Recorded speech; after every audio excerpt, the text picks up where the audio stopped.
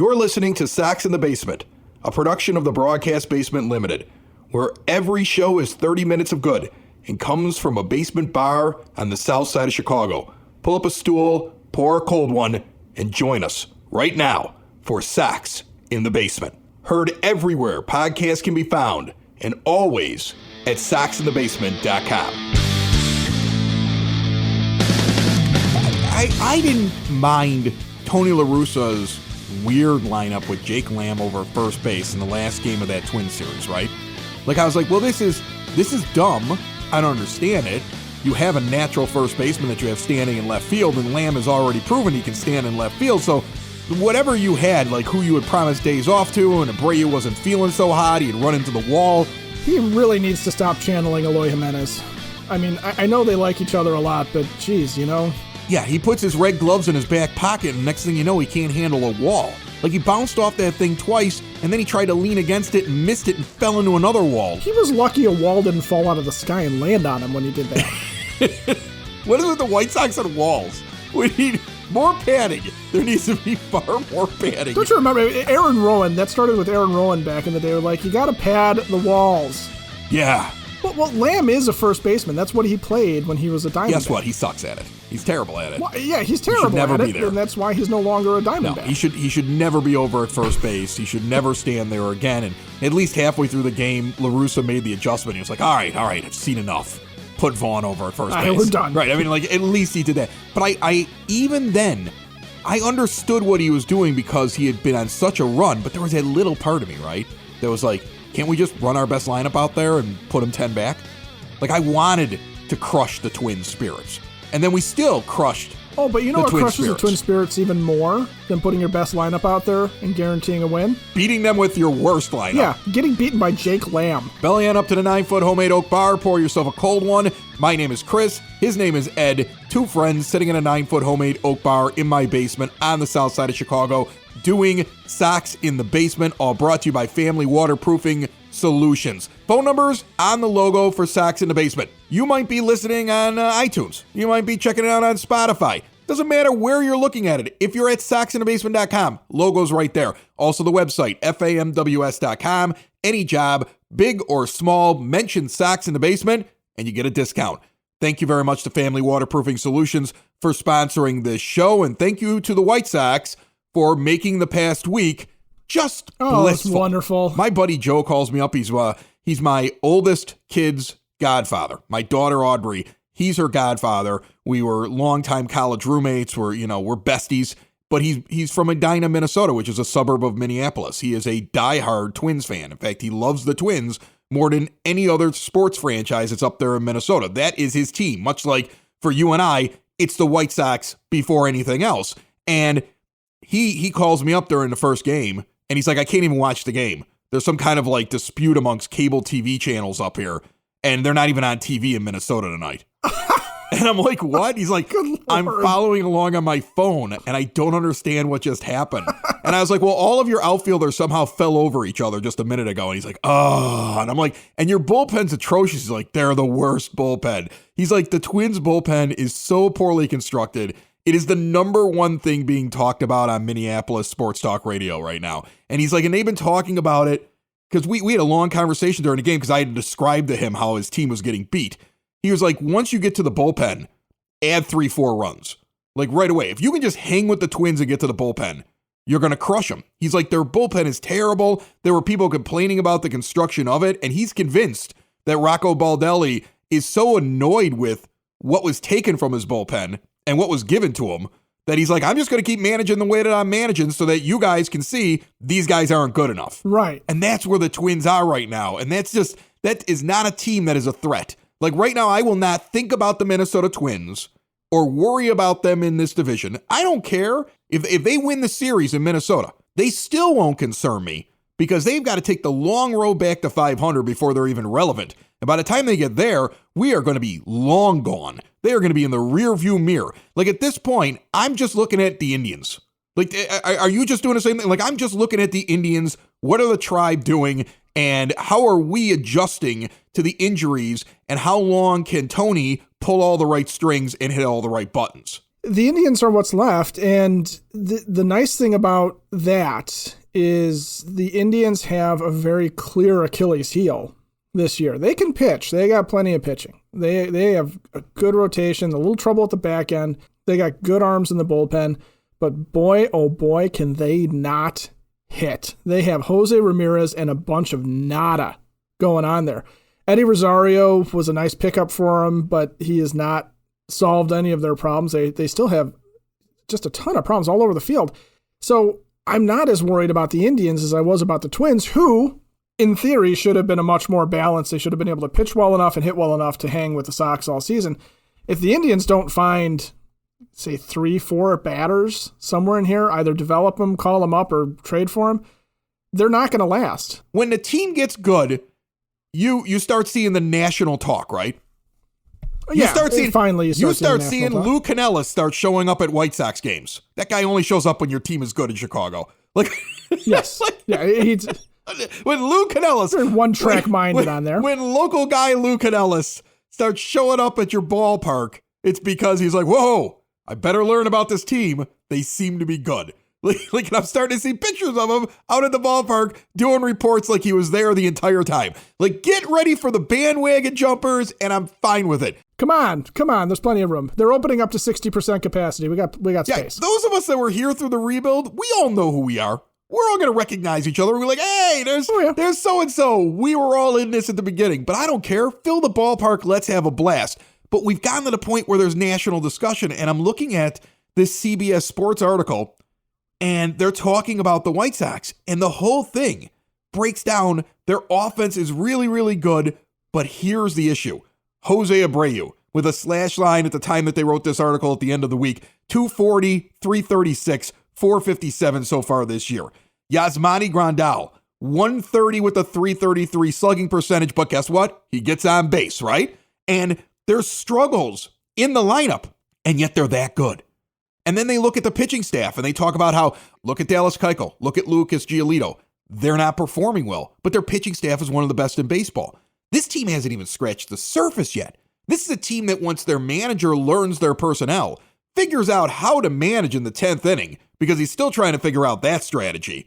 And some of these guys that over their careers have always shown themselves to be good, actually start playing to the level they're supposed to be playing at, this team gets even better. And right now, there's one team that we're in competition with from this point forward, unless somebody comes out and proves that we should mention them. Until one of these other teams somehow find their way back to 500, and we're going to have a conversation about them. Otherwise, it's Sox, Indians to the end. And who knows if the Indians can hang on without a really good offense and top-heavy pitching that when you get to the fourth and fifth guy in that rotation, you're like, are they really that good? So, I mean, like I don't want to get super excited. I don't want to declare it's over, but you have to stick your chest out a little bit and look around and understand that there's a lot of national writers. They're looking at this and they're saying, oh yeah, this is the team. They're going to win this division and they're going to be a threat and they may go to the World Series. And everybody's starting to see what the team is and the potential to even get better. Yeah, well, that's the thing is I'm watching the games this week and I'm still sitting there and, and I'm texting with other Sox fans and, we have kind of running gags that we'll text, like Billy Hamilton says something or suddenly is Billy Hamilton good? We're constantly texting things like that back and forth. And, and the answer is sometimes, yeah, maybe, and sometimes it's no, but that was a nice play. But as you're looking at it, I start to realize I'm like, gosh, Jose's heating up. He's not where he's going to be yet. And when he gets there, wow. And Yasmani Grandal, he hit a home run and you look at it and go, okay, if he starts actually hitting like he usually hits, like if he gets back to his career numbers, that's another hole out of the lineup. And this offense is clicking right now without him and without Jose really having been, his normal self. So if you think about like what we're talking about here, the Indians have to clear up probably 6 spots out of their lineup, realistically, right? And the Sox have to clear up 2 to 3 because they're still really looking for an everyday center fielder. And you're waiting for Yasmani Grandal to hit, and you're waiting for Jose Abreu to hit, and they're both kind of starting. I can count on one hand, and frankly, one of my hands doesn't even have all of its fingers. I can count on one hand all the things that the Sox need to do to get really rolling to where this team should be, and they're already really rolling. So, I mean, that is, if you're not sticking your chest out as a Sox fan, if you're not puffing up and sitting there going, this is my team, this is what we've been waiting for, this is the culmination of the rebuild, watch out to the rest of the AL and eventually to the NL, you're not doing it right. You're not being a fan. Before we get to our guest, Scot Gregor, if you right now had to pencil in the game one starter, who would you do it? Like in a playoff series right now, who's your best pitcher? Who goes game one? Ooh. Your best pitcher in the postseason. I think Tony would pick who I'm thinking right now. I think right now Lance Lynn is your best starter. That's who I was going to say is Lynn. And it's primarily because I trust Lance Lynn to get out of trouble. I trust Lance Lynn to be able to come back and make something happen even when he doesn't have it. He's an ace, and that's what the Sox traded to get. And they are, I think they're certainly getting it, but I would not hesitate to put Lynn to open up a playoff series at all. I think Tony looks at him right now and goes, until somebody proves otherwise, that guy's on the mound game one of every series in the postseason. Just the way he's playing right now. A lot could change over the next couple of months, just the way that he is playing right now. Ed, Cork and Carey at the park is going to be hopping all summer long. I'm going to tell you something right now. There is no better place to go before and after a White Sox game or during a White Sox game, home or on the road, where you can hang out with other White Sox fans and enjoy an extensive menu of delicious food, ballpark items, and then also a great selection of beer, wine, and spirits. It is a wonderful bar, really nice spot, indoor-outdoor seating. During the summertime, those big windows thrown open, a nice breeze going through. It is a neighborhood place in the shadow of the ballpark, and you can actually rent the entire venue for your own watch parties. Check out the menu, check out how you can rent everything, or just get over there next time you're down at the ballpark before or after the game. 33rd and Princeton, right on the corner. Cork and Carey at the park, a South Side tradition. And another tradition, covering the White Sox for the Daily Herald for a long time, Scot Gregor on the line. How are you, Scott? I'm doing great, Chris. How are you? Just rolling, man. I mean, what a great week. What a great week ahead. We talked about on our last episode. You're playing two franchises between the Royals and the Twins in this stretch. And during that stretch, you're playing two franchises you hate. If you're a Sox fan, you don't like the Royals. You don't like the Twins. And being on a roll and just stepping on the Twins when they're down, I think brought a lot of warmth inside of Sox fans' hearts. Yeah, you know what? It's still early. It's still early, but if you really just look back to like the start of May, when Louis Robert goes down with this really devastating hip injury, you're like, okay, wait a minute now. There's Eloy's out, Robert's out. Tony La Russa's making really bad decisions, and this team's going down. It's like it was all right there, and it's all like falling apart, in early May. And here we are, 2 weeks later, and this team's got the best record in the majors. Yeah, they just swept the Twins. The Twins are 10 games out, at this early stage of the season. But it looks like, there's a long way to go, but I don't see that team pulling back out. Kansas City's coming in today for this doubleheader against the Sox with an 11-game losing streak. I mean, what was it? 3 weeks ago, they had the best record in baseball. So, it's right now, you don't want to look, too far ahead or anything, but I mean, just with the way the White Sox are rolling with the pitching, with the, the other guys, in the lineup stepping up for Robert and Eloy, this team is going to be really tough to beat. And it looks like Cleveland's the only team in the Central that's going to be able to hang with them. I'm getting the feeling right now that Tony looks at the team that was given to him and then says, all right, but I have to figure out for myself. This is something we floated on a previous show, I think an episode or two ago.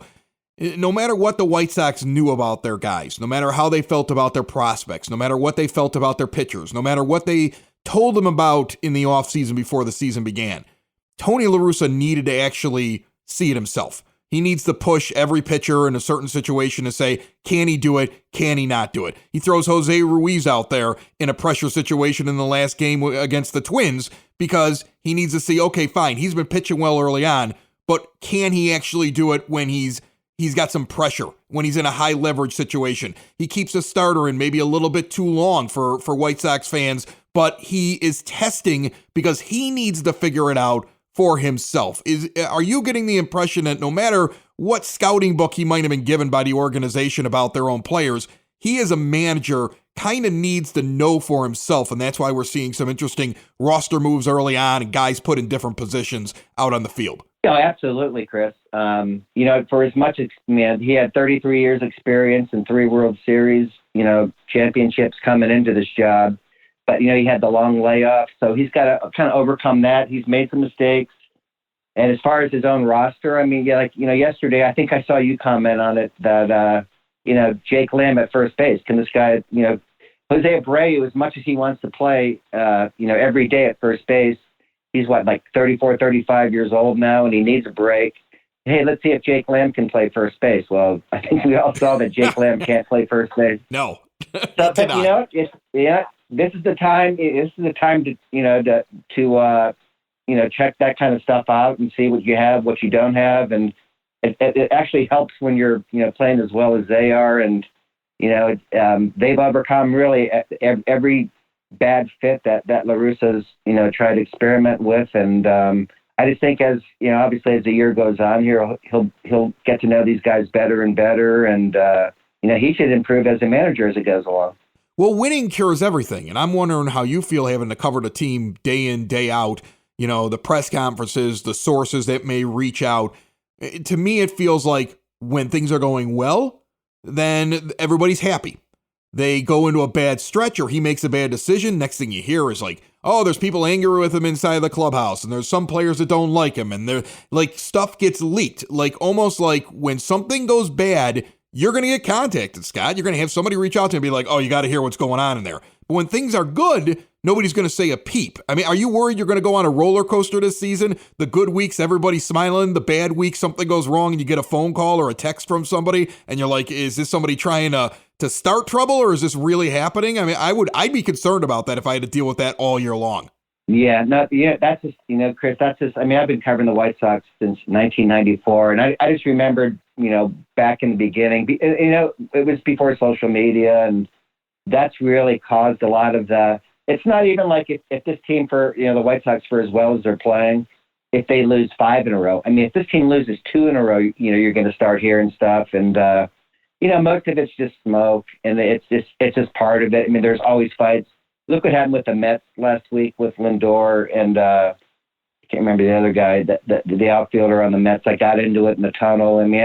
It's a long grind of the season, and you're going to have that kind of stuff. You're going to have, for as good as the White Sox are playing, they're going to lose 4, 5, 6 games in a row at some point. And I think with La Russa is that the one good thing with him is that he doesn't panic. He's been through this before, and he knows just how long of a ride it is, and he's able to ride stuff out. He's not going to freak out like Rick Renteria would, or some of the other managers the White Sox have had. So I just think that this team's in good shape, and they'll be able to weather pretty much anything. Yeah, and imagine if all of a sudden he figures out how to handle 10th innings with these rules. All these other men. I was frustrated he didn't know the rule. Like, that made me angry. But on the other hand, I also understand we have a manager that's managed a certain way his entire life, and this is brand new. Like, what is the strategy to get the runner home? And it's like he's experimenting right now, and when we get to the 10th inning, I am like, well, he hasn't figured this out yet. Until he actually shows me he knows how to get that run in the 10th inning, where a lot of other managers seem to have figured out their strategy, Tony seems to be still looking for his. It'll be interesting to see if he can figure that out. They become even better.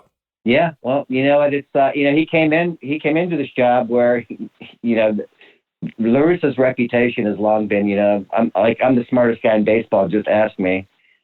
And so when there is a mistake like that, I think most managers, it would just be kind of like they'd let slide off his back. But with La Russa, when he makes a mistake, it's pointed out and it's magnified, and he's dealt with it.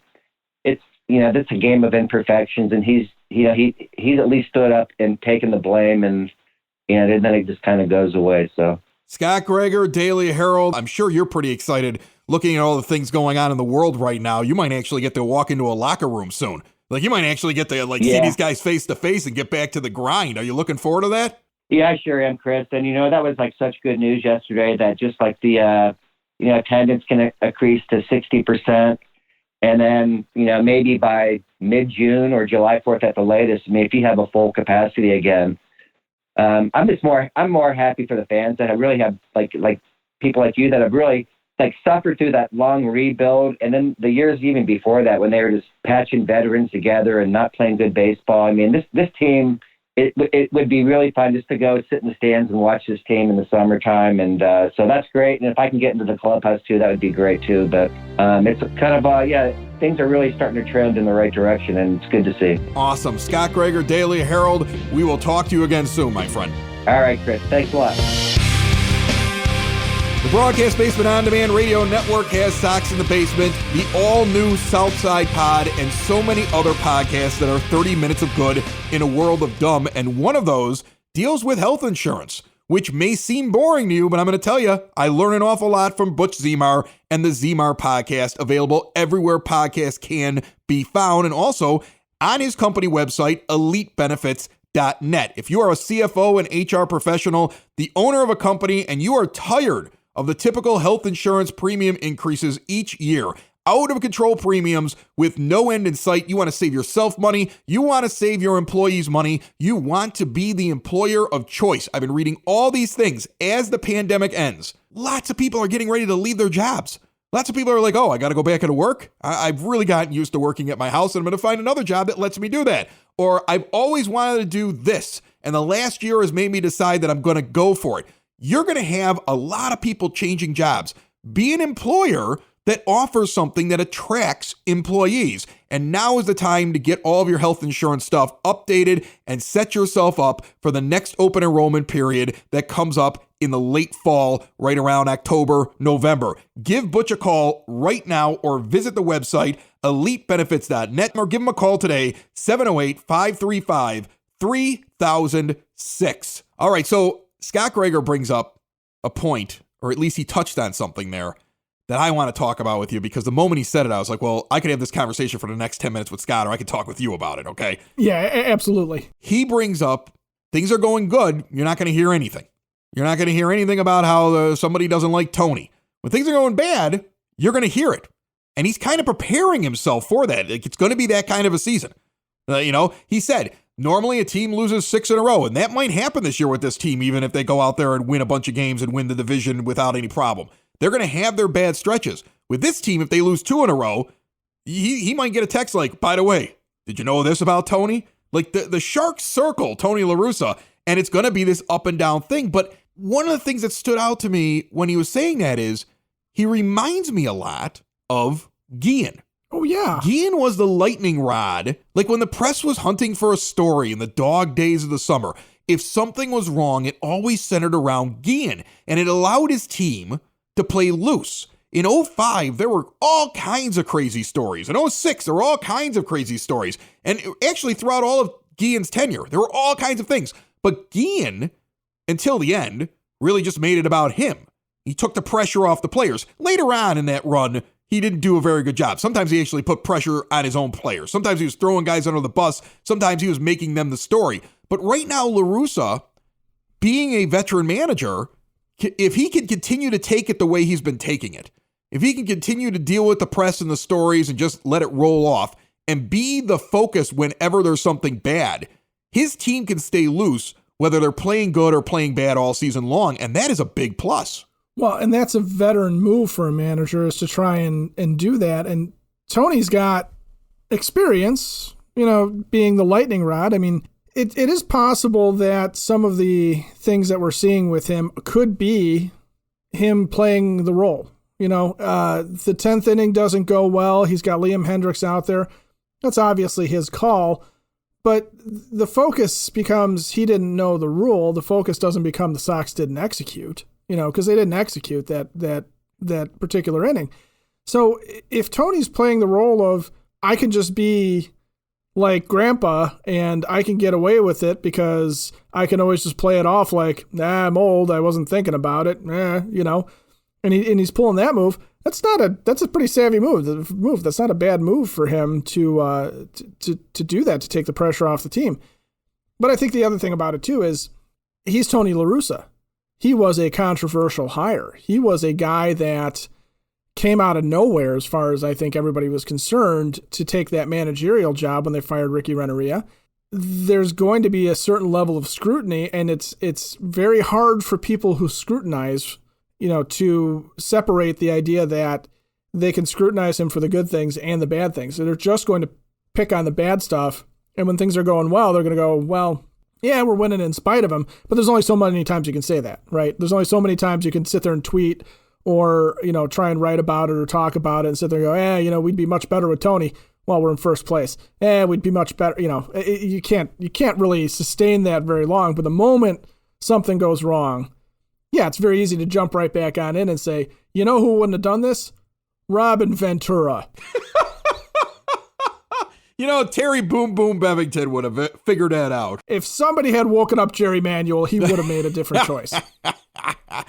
Jerry Manuel never saw a game he didn't want to sleep through. All right, so you look at what's going on with this team, and he's making a believer out of me. I still stand by being angry about some of the missteps that he's made.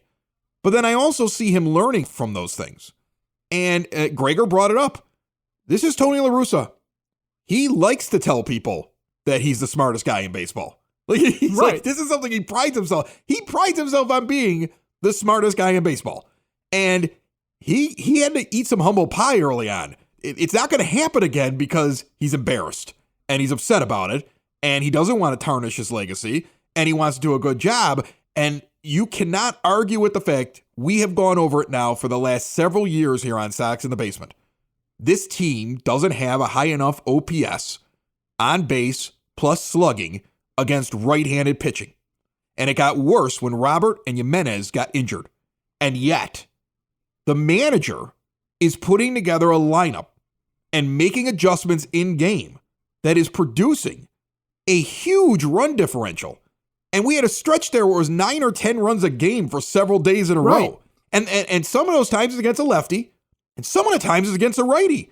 And he's making the right adjustments. So you can be mad about individual decisions that he makes, but then you see decisions that he makes that you're like, that makes sense. He brings in Yermin Mercedes for the insurance run at the end of that Twins series. He brings him in at the perfect time for the pinch hit. You saw him playing games where he made a pitching change and forced the Twins, because they had multiple left-handed hitters coming up in that series, to start using pinch hitters in the middle of the game, and he changed their entire lineup on them. He is managing the game a lot differently than what I think we're used to seeing, and where he's going to make mistakes. And as I've said, no manager is perfect. He's going to make mistakes. There are things you have to give him credit for what he's doing right now. He is finding a way to have a team produce offensively in spite of their flaws against right-handed pitching. And I don't know how he's doing it. I don't know if it's fairy dust. I don't know if he sacrifices a live chicken every day in the locker room. I don't know. I don't know if nobody drinks Joe Boo's rum, and as long as nobody touches Tony's rum, then they go out there and they score even against right-handed pitching. But whatever he's doing, it's working. And the culture in the clubhouse is incredible to see that every time a guy gets a hit, they're not only clapping in the dugout, they're jumping over the railing. They're pointing to each other. They're demonstrative. When Billy Hamilton makes the catch in that series against the wall, next to the sign that says the catch. And trust me, the Dwayne Wise one was better. Okay, way because Hamilton, that one was going to land inside the ballpark, but it was still a great play by Hamilton. Great play by Hamilton. Okay, not only is he pumped up and yelling towards his dugout as he's running in, he turns around and yells back to the fans. Like, he's like, yeah, I caught that ball. And like, it's this just like almost childhood excitement that this team has. And if you had a manager that didn't understand when to do certain things, I don't think that would exist. You can't look at Tony and be like, well, that would have happened without him. He knows when to get out of the way. He's allowing the culture of the team to grow in a positive manner. And he's going to be the one there when things start falling apart, because there's no way you keep up a pace all year long. You're going to have losing streaks. And that'll be, I think, the next big test. That's the next thing I'm waiting for. But looking at his track record, I'm not scared. No, and you got to distinguish, too, between Tony making a mistake and Tony making a move that just doesn't work, right? Because there's going to be a moment where he's going to put a guy in, and, if Mercedes, for example, strikes out in that situation, the pinch hit is wasted and he doesn't get the insurance run. You can look at it and go, well, maybe he shouldn't have maybe he shouldn't have done that. And you can always second guess. But if you're going to be an armchair manager like that, and every time something goes wrong, you say you would have done something different, I don't really have anything to say back to you, because that's not what we're here for.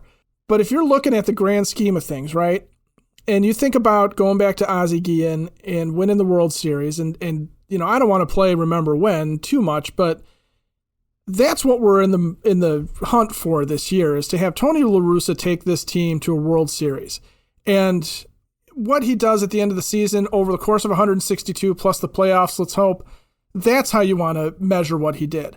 And for right now, how about focusing on the idea that everybody said Tony La Russa is going to come in and he's going to yell at the kids to get off his lawn and no one's going to have any fun. They're going to have to sit there in perfect posture and eat their peas in the dugout and not do anything. Yeah, that ain't happening. That ain't happening. No, this team is having a ton of fun. And you know who else is? It looks like he's actually having fun. Tony freaking La Russa looks like he's actually having fun. I think Tony like has a blast. Like he probably has to take an extra nap. Oh, sure. So he has enough energy to keep up with these kids. But I mean, like, I think he's having an absolute blast. I also think he's still trying to figure out who he wants in the late innings in big situations. Like, for as much as everybody wants Michael Kopech to be the guy that comes into this rotation at some point, Tony La Russa's sitting there thinking to himself, I don't know, he's one of the few guys that I trust to get me to Liam Hendricks. You might start seeing him do more setup work, really. Like he really, like, I've seen him now do it a couple times when he really needs a guy to get him, to bridge him to something. He goes to Kopech, and he's really starting to trust Crochet since he came back from the injury. Well, his heater's back, isn't it? And his heater's back, and he looks good too. And those are the guys I think he trusts an awful lot. And he's playing games right now where, like the Ruiz thing the other day. He's going to see you're pitching real good, kid. Let's see what happens in a pressure situation. That didn't work out. Jose Ruiz is going right back to what Jose Ruiz does, pitches in garbage time, and that's totally fine with me. That's where he belongs. If he's effective in garbage time, I'll take him. Sure, because if the team's putting up 10 runs a game, guess what we're going to have a lot of? Yeah. Garbage time. Yeah, a lot of Jose Ruiz. I want to see an awful lot of Jose Ruiz out there. Anytime you see Jose Ruiz, it means you're winning. When number 66 starts warming up, that means you're doing well in the game. That's the indicator. That should be an indicator to opposing dugouts. If they see Jose Ruiz warming up, they should just sit there and go, we're bad at baseball. We need to go home. Time to get hot dogs for the whole team. Hot dogs and what chips. do you guys want? Socks in the basement. Socks in the basement.